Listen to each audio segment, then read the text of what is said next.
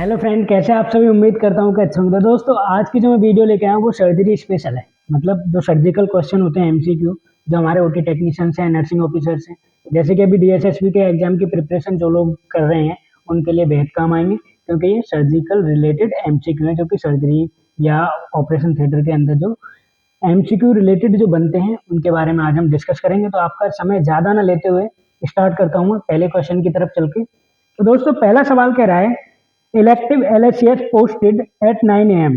सवाल को समझना, सवाल को पढ़ते पढ़ते में आंसर समझ आना चाहिए।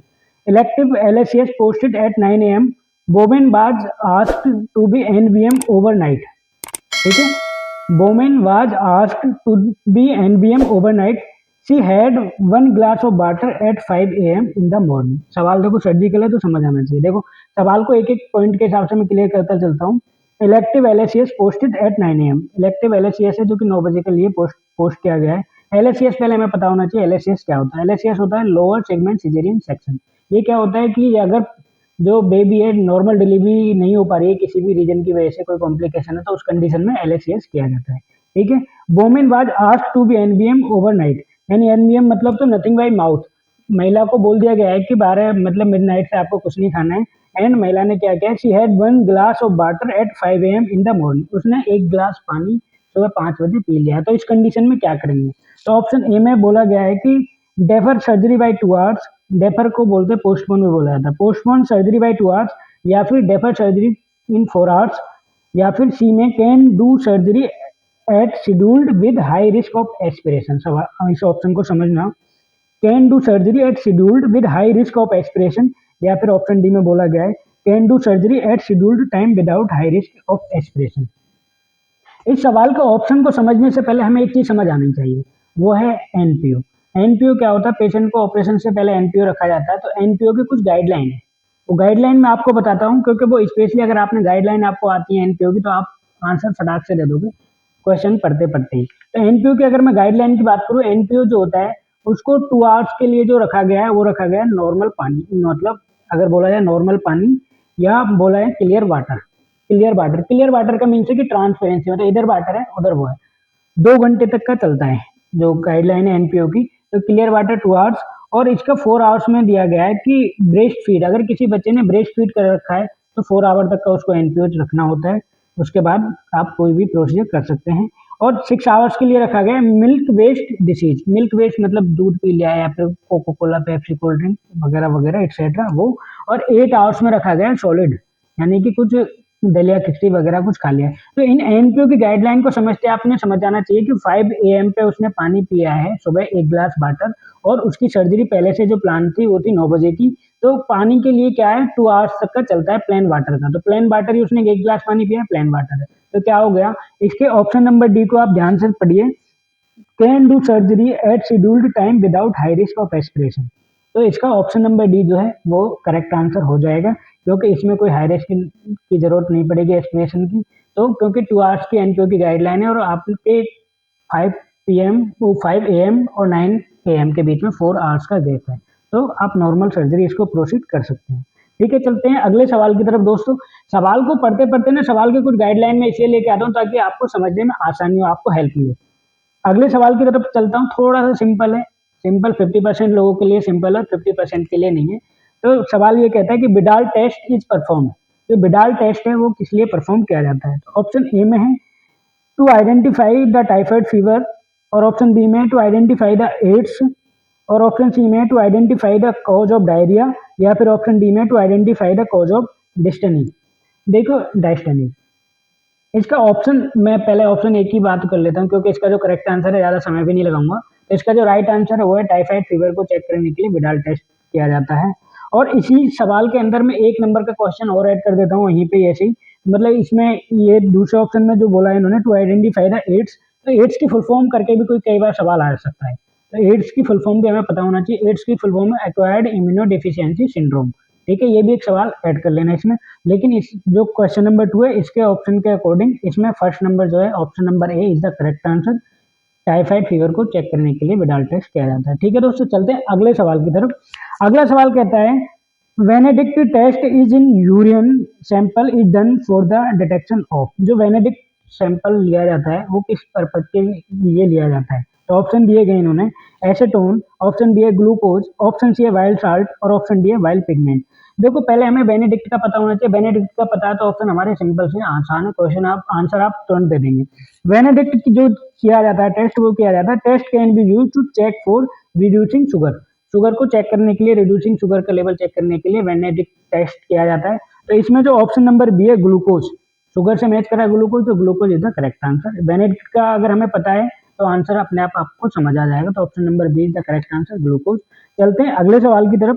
अगला सवाल कह रहा है पैथोजन मीन्स, पैथोजन मीन्स मतलब पैथोजन क्या है। तो पैथोजन के बारे में ऑप्शन दिए गए इन्होंने, a micro organism which cause a disease, option number A है micro organism which cause disease, और ऑप्शन बी है organism which are found in animals, या फिर ऑप्शन सी है organism which are beneficial for us, या फिर option D है organism which are found in the plant. ठीक है दोस्तों, इसमें सिंपल सा ज्यादा समय नहीं लगाना है क्योंकि ये छोटे छोटे से क्वेश्चन है आपको चेक करने के लिए पर्पज से डाले हुए हैं। तो इसमें पैथोजन मीन्स ये सिंपल सा है, option number A micro organism which cause disease, जो रोग बीमारी का कारण बन सकते हैं वो माइक्रो पैथोजन कहलाते हैं। ठीक है, option number A is the correct answer. तो चलते हैं अगले सवाल की तरफ। क्वेश्चन नंबर 5 कह रहा है which of the following disease is also known as Hansen's disease.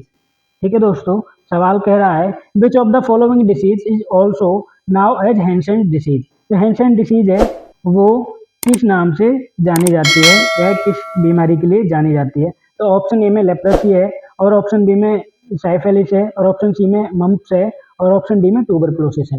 तो अगर मैं इसके राइट आंसर की बात करूं तो राइट आंसर इसका जो होने वाला वो है लेप्रोसी, यानी कि उसको लेप्रोसी को बोला जाता है कुष्ठ रोग।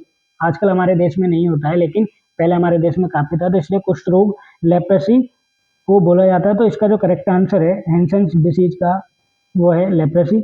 और अगर मैं ऑप्शन बी की बात करूं तो ऑप्शन बी सिफाइलिस क्या होता है, सेक्सुअल डिसीज होती है, सेक्सुअल कम्युनिकेबल डिसीज होती है। मम्प्स क्या होती है, वो कम्युनिकेबल डिसीज में उसको गिना जाता है, कम्युनिकेबल डिसीज होती है, जैसे कोई स्वेलिंग या कुछ है तो उसके लिए कम्युनिकेबल डिसीज में मम्प्स को बोला जाता है। और ट्यूबरकुलोसिस को तो आप सभी जानते हैं, और टीबी की जो बीमारी होती है उसको ट्यूबरकुलोसिस बोला जाता है। ठीक है दोस्तों, चलते हैं अगले क्वेश्चन की तरफ। अगला क्वेश्चन है क्वेश्चन नंबर 6, हमसे पूछ रहा है McBurney incision also known, also known as, McBurney जो इंसिजन है उसको किस नाम से और जाना जाता है। तो इसमें ऑप्शन ए की मैं बात करूं तो ऑप्शन ए है पेफेंशियल इंसिजन, पेफेंशियल इंसिजन, और ऑप्शन बी है ग्रीड्रोन इंसिजन, और ऑप्शन सी है कॉकर इंसिजन, और ऑप्शन डी है मिलार्ड इंसिजन। तो अगर देखो मैकबर्नी इंसिजन क्या होता है, जो अपेंडिक्स का ऑपरेशन किया जाता है, जो यहाँ पे कट लगाया जाता है अपेंडिक्स के पास नीचे की तरफ, तो इस तरीके से होता है, तो उसको मैकबर्नी इंसिजन बोला जाता है। तो मैकबर्नी इंसिजन को दूसरे नाम से जो बोला जाता है, तो इन ऑप्शंस में अगर देखा जाए तो इसका ऑप्शन जो राइट है वो है पेफेंशियल इंसिजन। जो ऑप्शन नंबर ए है पेफेंशियल इंसिजन वो इज द करेक्ट आंसर। दोस्तों इसमें मैं एक बात और कहना चाहूंगा, इंसिजन जितने भी हैं जो भी होते हैं 9 टाइप के जितने भी इंसिजन है, वर्टिकल है, ये ट्रांसवर्स है, जितने भी ये इंसिजन है आप इंसिजन के एक प्रॉपर नोट्स बना लेना, बुक में भी दिए गए इंसिजन और गूगल से भी निकाल लेना। इंसिजन से रिलेटेड एक सवाल कभी कभार पूछ लिया जाता है, तो इसलिए इंसिजन के बारे में भी आप प्रॉपर पढ़ लेना कि वर्टिकल इंसिजन कौन सा है, मैकबर्नी कौन सा है, लेप कोली के लिए कौन सा इंसिजन लेते हैं, ये सब इंसिजन के बारे में कई बार पूछा जाता है। ठीक है दोस्तों, चलते हैं अगले सवाल की तरफ। अगला सवाल है हमारा द इंसिजन यूज्ड इन एलएसीएस। एलएसीएस जो मैंने अभी जो क्वेश्चन था हमारा एलएसीएस लोअर सेगमेंट सिजेरियन सेक्शन, तो उसमें कौन सा इंसिजन लिया जाता है। तो ऑप्शन ए में बात करें वेवेन इंसिजन, क्योंकि मैंने इंसिजन से 2 क्वेश्चन डाले हैं इसमें सर्जिकल में ना, इंसिजन से रिलेटेड, क्योंकि कई बार लोग ना इंसिजन पे ध्यान नहीं देते हैं, तो इसलिए इंसिजन के नाम और इन सबको पढ़ लेना, इसलिए मैंने इंसिजन से रिलेटेड 2 क्वेश्चन डाले हैं। तो सवाल हमसे पूछा था इंसिजन यूज्ड इन एलएसीएस, तो ऑप्शन ए में पूछा गया, ऑप्शन ए जो दिया गया हमें वो है वेवेन इंसिजन, और ऑप्शन बी में है मुनरो केर इंसिजन, और ऑप्शन सी में है रॉकी डेविस इंसिजन, और ऑप्शन डी में वर्टिकल इंसिजन। तो ठीक है दोस्तों, इसका जो मैं राइट आंसर की तरफ जाऊं तो राइट आंसर है इसका ऑप्शन नंबर बी मुनरो केर इंसिजन। अब मुनरो केर इंसिजन जो है ये किसके नाम पे पड़ा है, मुनरो केर इंसिजन जो पड़ा है ये डॉक्टर मुनरो केर थी जिन्होंने 1911 में ये एलएसीएस प्रोसीजर में इंसिजन दिया था, तो तब से ये नाम पड़ा हुआ है कि एलएसीएस में जो इंसिजन देते हैं उसको बोला जाता है मुनरो केर इंसिजन। ये एक डॉक्टर थी जिनके नाम से इस इंसिजन को जाना जाता है। ठीक है दोस्तों, चलते हैं अगले सवाल की तरफ। क्वेश्चन नंबर 8 कह रहा है the surgery which is performed to remove disease organ. सवाल को समझो, the surgery which is performed to remove disease organ, एक डिसीज ऑर्गन को रिमूव करने के लिए जो सर्जरी परफॉर्म की जाती है उसको क्या बोला जाता है। तो ऑप्शन ए की मैं बात करूं तो ऑप्शन ए इम्पेरेटिव सर्जरी बोला जाता है क्या, या फिर ऑप्शन बी की मैं बात करूं एबलेटिव सर्जरी बोला जाता है क्या, या ऑप्शन सी की मैं बात करूं रिकंस्ट्रक्टिव सर्जरी बोला जाता है क्या, या फिर डी की मैं बात करूं कुरेटिव सर्जरी बोला जाता है। दोस्तों अगर मैं पहले ऑप्शन की बात करूं इम्पेरेटिव सर्जरी क्या होती है, इमरजेंसी में या फिर इमीडिएट जो सर्जरी होती है वो इम्पेरेटिव सर्जरी होती है। और इसका जो राइट आंसर है ऑप्शन के अकॉर्डिंग, तो इसमें राइट जो है option number B is the correct answer, ablative surgery. Ablative surgery क्या है, which remove an entire organ of part of it. तो ठीक है, एंटायर ऑर्गन या पार्ट के लिए निकालने के लिए कौन सी सर्जरी का नाम दिया गया है, वो है एबलेटिव सर्जरी। और रिकंस्ट्रक्टिव सर्जरी क्या होती है, ऑप्शन सी में जो है रिकंस्ट्रक्टिव सर्जरी होती है कि अगर किसी पार्ट को कट कर दिया तो उसको जोड़ देना दोबारा से, वो बोली जाती है रिकंस्ट्रक्टिव सर्जरी। क्लियर है दोस्तों, चलते हैं अगले सवाल की तरफ। अगला सवाल कह रहा है, क्वेश्चन नंबर 9 कह रहा है all are absorbable future except, all are absorbable future except, सारे जो ऑप्शन है इनमें से सारे अब्जॉर्बेबल फ्यूचर है, सिर्फ एक को छोड़कर, वो हमें बताना है। ऑप्शन ए में दिया गया कैटगेट प्लेन है, या फिर ऑप्शन बी में दिया गया सिल्क, या ऑप्शन सी में दिया गया पॉलीग्लैक्टिन, या फिर ऑप्शन डी में दिया गया पॉलीडाइजिनोन। तो देखिए दोस्तों, ये सारे के सारे जो कैटगेट है ये भी आपका देखा जाए तो ये भी अब्जॉर्बेबल है। और ऑप्शन सी की मैं बात करूं पॉलीग्लैक्टिन, यानी कि पॉलीग्लैक्टिन को दूसरे जो हम लोग ज़्यादातर नॉर्मली यूज होता है बाइक्रल बाइक्रल के नाम से जानते हैं पॉलीग्लैक्टिन को, तो ये भी अब्जॉर्बेबल है। और पॉलीडाइजेनोन यानी कि पीडीएस करके जो होता है सूचक, वो भी आपका अब्जॉर्बेबल है। तो इसमें जो नॉन अब्जॉर्बेबल है वो है सिल्क। तो इसका जो करेक्ट आंसर होगा क्वेश्चन नंबर 9 का, option number B is the correct answer, silk. चलते हैं अगले सवाल की तरफ। क्वेश्चन नंबर 10 कह रहा है नॉन ऑब्जर्वेबल सूचर इज, पहले में तो क्या था ऑब्जर्वेबल ज्यादा दिखाई थे, इसमें पूछा नॉन ऑब्जर्वेबल सूचर इज। तो ऑप्शन ए की मैं बात करूं लिलन है, या फिर ऑप्शन बी में नायलॉन है, या ऑप्शन सी में पॉलिस्टर है, या फिर ऑप्शन डी में ऑल ऑफ द अबव। देखो जो लिलन है ये भी नॉन ऑब्जर्वेबल है, नायलॉन भी नॉन ऑब्जर्वेबल है, और पॉलिस्टर भी नॉन ऑब्जर्वेबल, तो यानी ये तीनों तो नॉन ऑब्जर्वेबल है। तो सवाल हमसे पूछ ही रहा है कि सूचर इज, तो ये इसका जो राइट आंसर है फिर तो वो option number D is the correct answer, all of the above, क्योंकि सारे ही नॉन ऑब्जर्वेबल हैं जो ऑप्शन में दिए गए। ठीक है दोस्तों, चलते हैं आखिरी सवाल और क्वेश्चन नंबर 11।